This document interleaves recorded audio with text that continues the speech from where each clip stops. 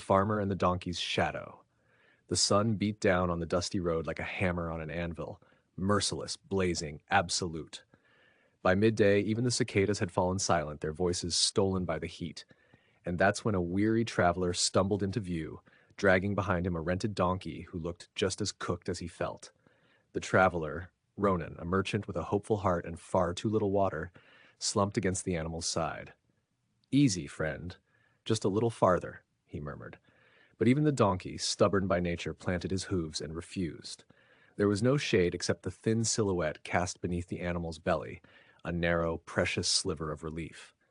Ronan didn't hesitate. He dropped into it like a man collapsing into a river.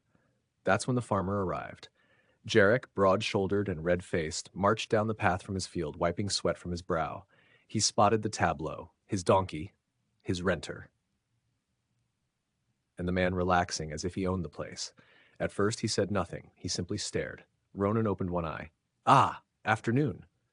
"Afternoon," Jarek said, voice flat. "You paid for the donkey." "Yes, not the donkey's shadow." The silence that followed was a long, simmering stretch of disbelief. "You're joking," Ronan said. Jarek crossed his arms.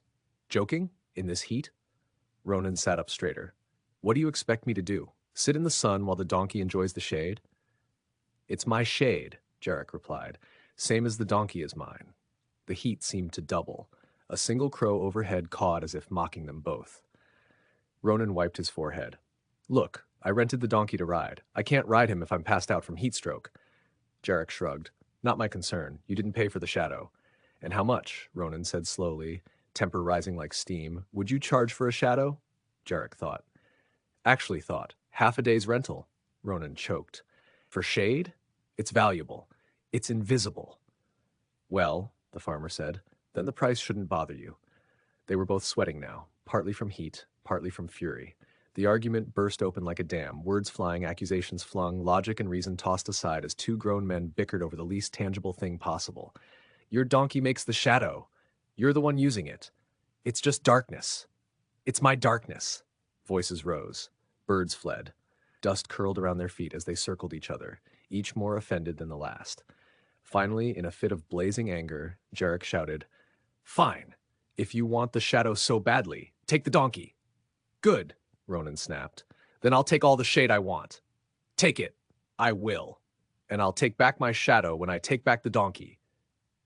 But at those words, both men froze, because the donkey, annoyed, overheated, and entirely fed up, had quietly wandered off during the shouting match. And with him, both the donkey's body and its precious shadow disappeared down the road. The men stared. Ronan spoke first, weakly. "Do we split the blame for this, or the embarrassment?" Jarek let out a long, exhausted sigh. "Tell you what, let's find the donkey first, then argue later."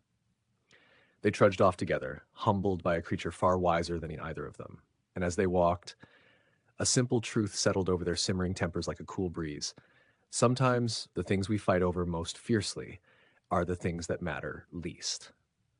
If you enjoyed this story, please like, share, and subscribe to help the channel grow.